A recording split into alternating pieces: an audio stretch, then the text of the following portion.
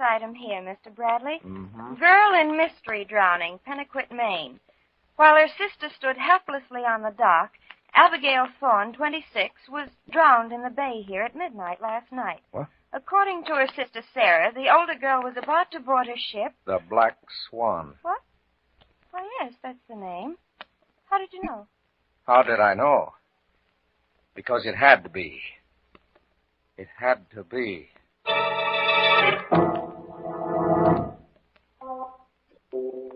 Midnight, the witching hour when the night is darkest, our fears the strongest, and our strength at its lowest ebb.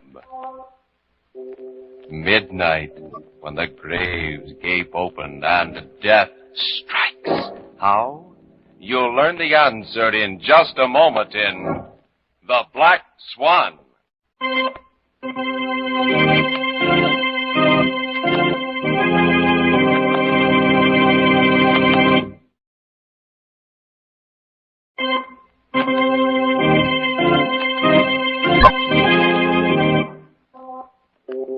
And now, Murder at Midnight, tales of mystery and terror by radio's masters of the macabre. Our story by Leon Meadow is The Black Swan.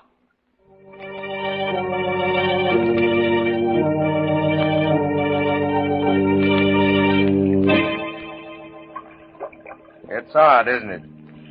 How familiar sounds revive old memories. Listen to the waves against the dock. Yeah, it's 6 years since I, Amos Bradley, last heard this sound. Last stood here in the moonlight, looking out over Pennaquit Bay. And there she rides at anchor, just as she did 6 years ago. A black ship against the sky. 45 feet of black-hull beauty. Loveliest sloop ever turned out in the main shipyard. 45 feet of unholy black evil. The Black Swan, she was named, but a better name would have been Ship of Death. Yes, she was even launched in blood.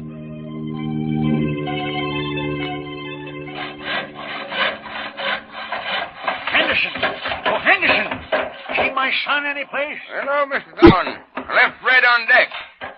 Well, how do you like the Black Swan? Lighter. Fine talk about a ship built by Fred Thorne. Well, Fred thinks she's the trimmest job he ever turned out. Trim? A pleasure ship. Well, what are you waiting for? Will you tell Fred I'm here? Well, yes, sir. I'll get him just as soon as we check the keel plate. Yeah, we're going to launch her in a few minutes. Stay around and watch her hit the water. Stay around. Watch.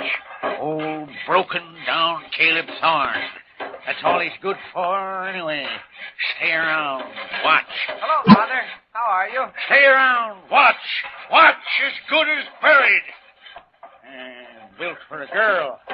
Think your sister'll like it? Abby will be pleased, Father. It's a fine birthday present. All right, men. He's just about ready. All set here, Fred. Okay, Henderson. I'm coming down, too.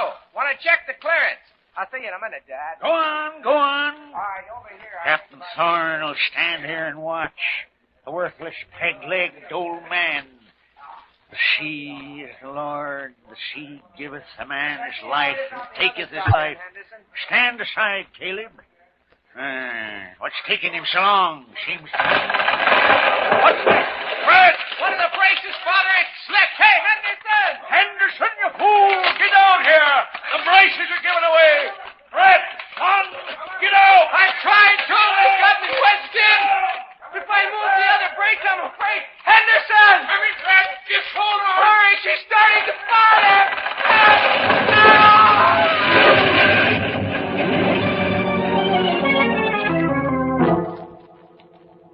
Yes, launched in blood. Murderer of Fred Thorne. The Black Swan never left the yard. For months, she lay there on the waves like a stranded whale on a beach. There was talk in town about old Caleb turning strangely on the one thing he was supposed to love, his daughter Abby. But I dismissed it as idle village gossip. Actually, no one knew very much about the family. The Thornes kept to themselves on that little island of theirs. You can just make it out. Yeah, they're beyond the breakwater. And then one day, about 6 months after Fred was killed, I ran into Philip Hazlitt on Main Street. Hi, Amos. Just the man I want. I'm looking for a first mate. Yeah, since when? Well, I had a note from Abby yesterday. She wants me to bring the Black Swan out to the island. The Black Swan. I thought the old man... Changed his mind, I guess. No, you never can tell with him. But, Abby, I mean, after what happened... Oh, come now. You certainly haven't started believing that old wives stuff. No, of course not.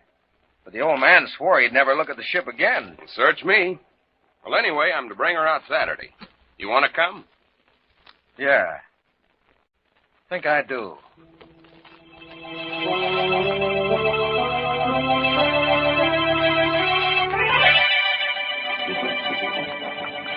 Here, Amos. You take over the wheel. She handles like a dream. Well, Fred knew how to build them. Now, watch it. She's trigger light to the touch. Well, maybe this is the turning point. Maybe now Abby will set the date, now that she's put these childish fears behind her. You've been patient, Philip. I'd wait forever for Abby Thorne. How about the old man? You know how he feels about Abby, or how he was supposed to. You'll just have to learn to like it. Cut her closer to the boy. That's it, Amos. Right. Now, a few points. Ah, there we are. There's the dock.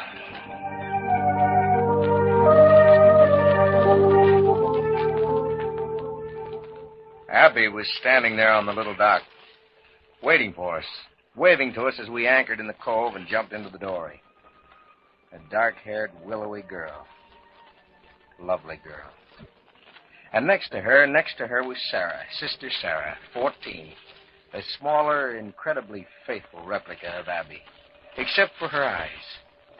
Her piercing, stony blue eyes, which were like Caleb's. Frighteningly like Caleb's.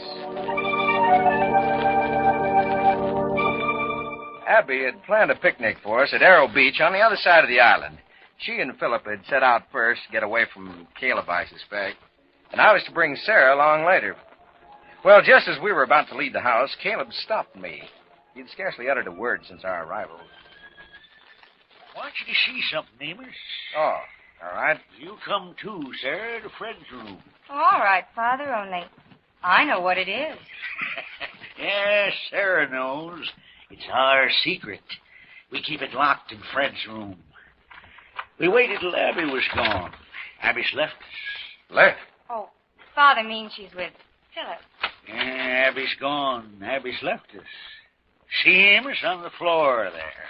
Why, it's a tool chest, complete set. His tools, Fred's. All his tools. His planes and chisels and gouges. And all the bits and braces and mallets. All his tools. Aren't they beautiful, Amos? The way they shine? We keep them shining and clean, just the way Fred always kept them. It's our secret. Abby doesn't know. Abby's left us. But Fred is back now. See all his tools. And someday Father's take them and put them all in that big chest and bury them out at sea. That's what Sarah and me planned. Only now I have a better idea. You didn't tell me, Father. You didn't. Where, Father? Where could there be a better place? There's a better place, all right. Well, go on. Get to your picnic. There's a better place, all right.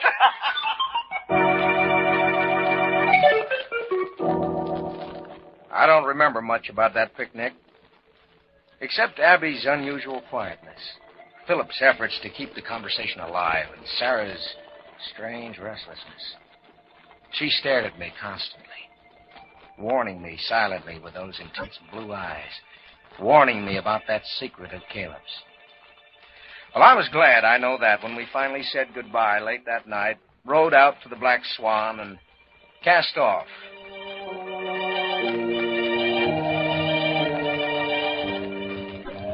Amos, I don't get it. Get what? The ship, the way she's acting. She's not responding. She's sluggish. Temperamental. Wait till we get out beyond the cove. She feels the wind. Looks stiff out there.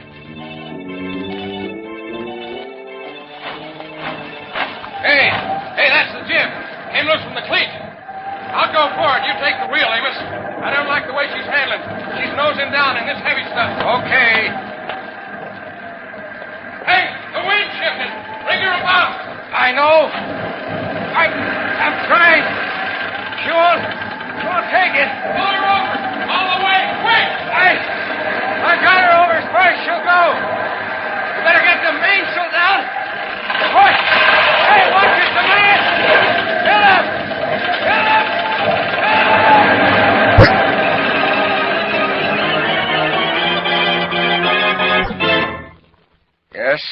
was gone, swept overboard by the backlash of a splintered mast. Lost in the darkness. Philip Hazlitt, second victim for the Black Swan.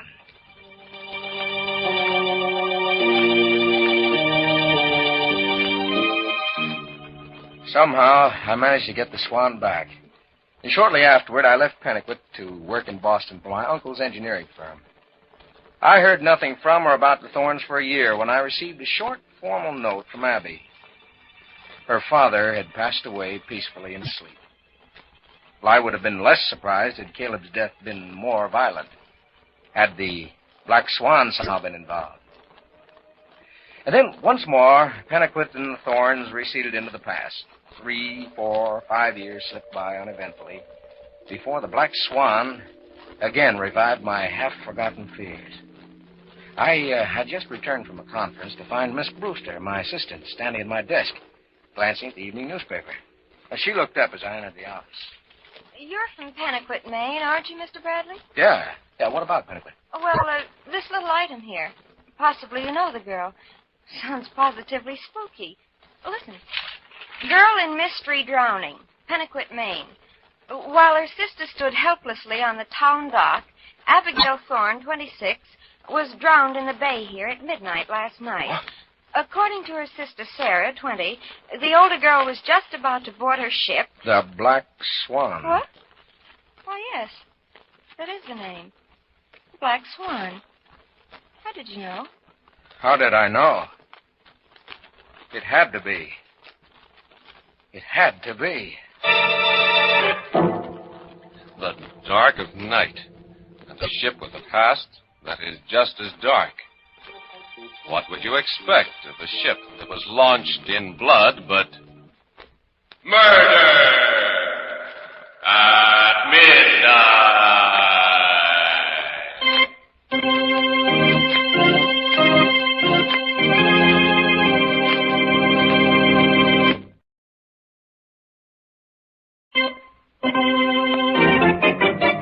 And now back to Murder at Midnight and the Black Swan. Who has the ship of death singled out for its next victim? Listen as Amos tries to find the answer.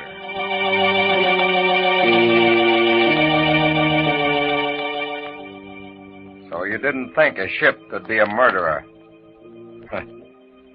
First, Fred Thorne, who built the Black Swan for his sister Abby. Then Philip Hazlitt, who loved that sister, Abby. And then Abby. Lovely, dark-haired Abby herself. And who's to be next? Well, that's why I'm here now. Why I've come back after all these years to Pennicut Bay. I'm going to find out tonight. Yeah, I know. It's late and dark. Care to come? No? Can't say I blame you. What's that? May storm a bit later. Well, fine. That suits me just fine. I'm going out there, see? Sailor myself. And before this night is done, I am going to know the answer.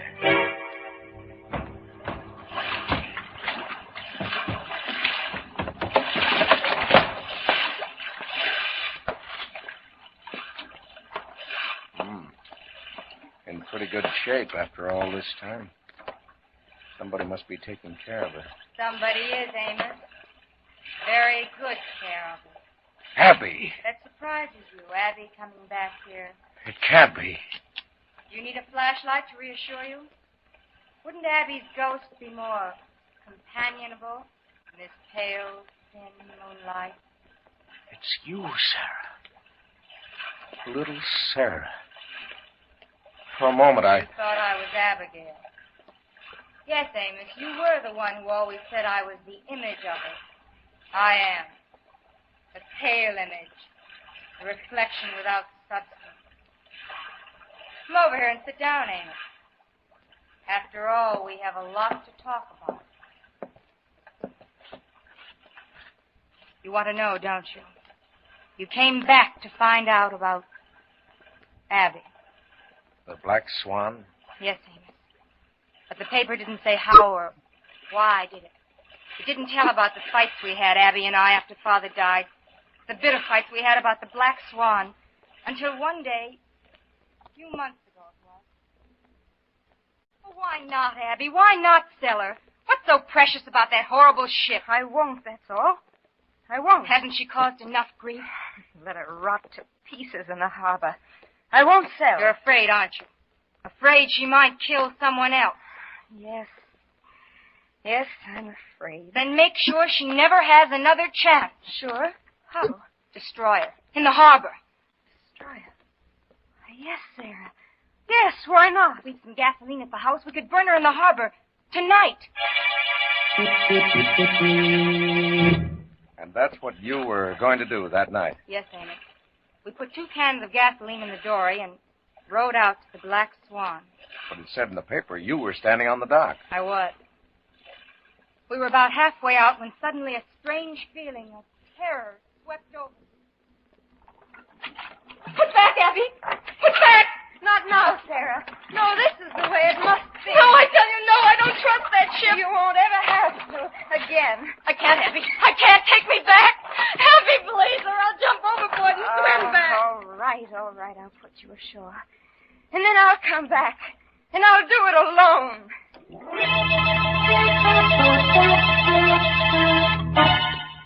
I see. See what? Do you see me standing there watching the dory in that choppy swell? Do you see me standing there watching Abby get to her feet, a gasoline can in one hand? Do you see it happening swiftly, without warning, the Black Swan rolling violently, swamping the dory?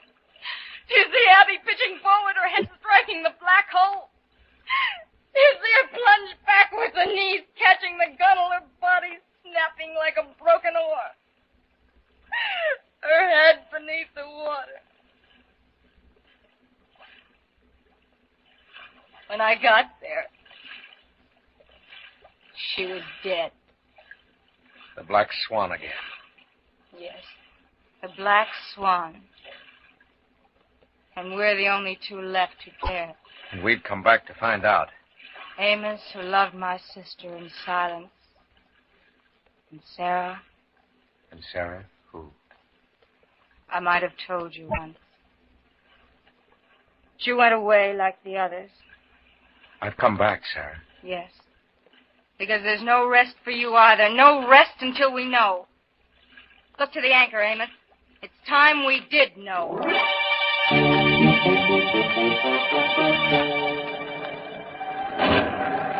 My friend at the dock was right. It's going to storm. Yes, I think so. And we haven't learned anything. She's handling like any other ship. Only better.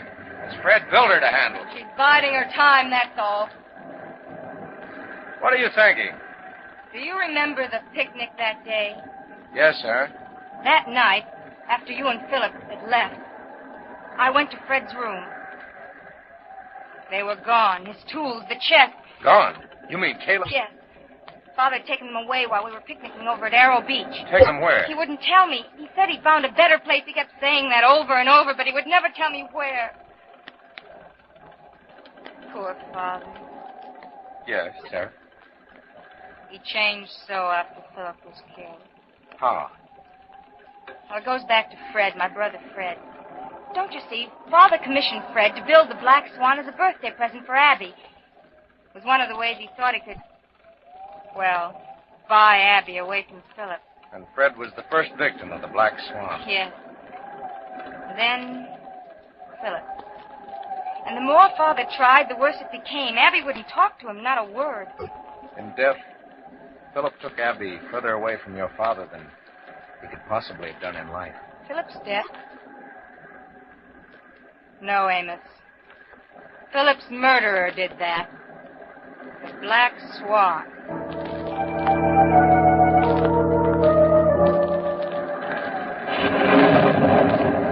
We'd better put about and head back, Sarah. I don't like the way she's blowing up. And I don't care, Amos. I feel so different now about everything. Now that the Swan is behaving herself? Yes.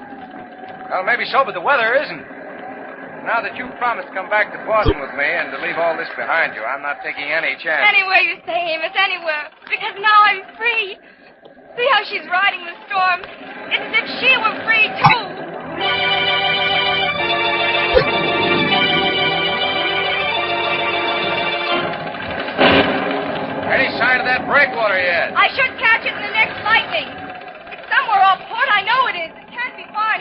keep your eye peeled. I am. There, Amos. It is. It's... What did you say? Off port now. Hold her till I tell you, then cut in. I think we can make it on one run. Okay, say when. All set? All set. Now! Swing her in now, Amos. I am. I'm trying. I'm giving it everything Now, Amos. Quicker, we'll hit the rocks on the other side of the entrance. She won't hold her. Put her about then, quick. She won't. She's not answering the helm.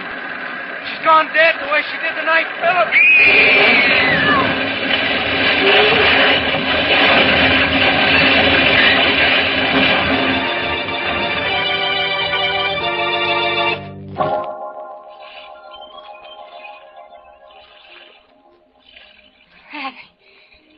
It's my fault. It's all right. It's all right. Heather, You're safe. It's all over. Oh, Amos. Amos, the ship. Finished, dear. All finished. Can you sit up? Here, take my hand. Look, Sarah. I want to show you something. Over there. Can you see? See? See what? You mean the shining... Yes, Sarah. It's half submerged. Why, they're... No. No, they can't be. They are. They're his tools. Fred's tool chest and everything. Father. Father did it. Yeah. When Caleb said he knew a better place, he meant in the ship. Oh, Father. Father. Yes, he took the chest and nailed it up under the deck, up at the bow. That's why the Black Swan acted so strangely the night Philip and I left the island. But, Amos, tonight she was acting so beautifully until... I know. That's because somehow all these years she's been rocking there in the harbor.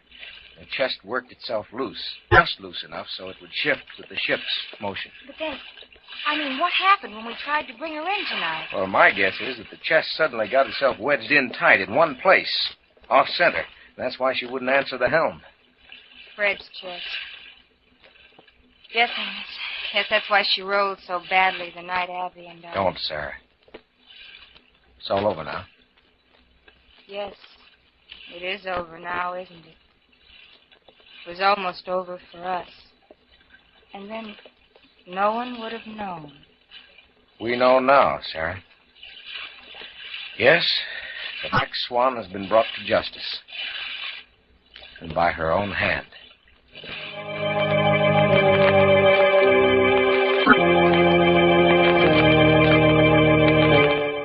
A wild, strange family. And the ship that was launched in blood. With such a setting, it's no wonder that what was meant as a tribute and an act of love turned into... murder at midnight.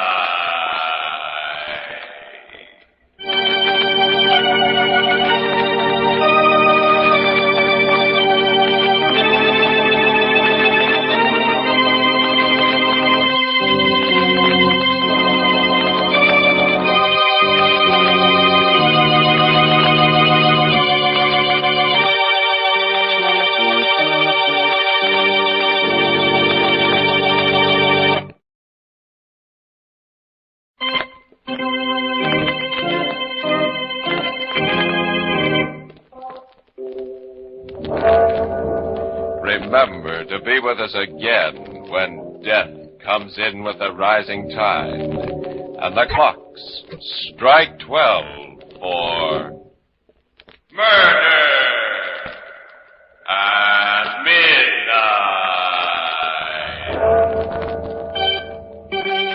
Our storyteller, Amos Bradley, was played by Lawson Zerby. With music by Charles Paul, Murder at Midnight was directed by Anton M. Leader.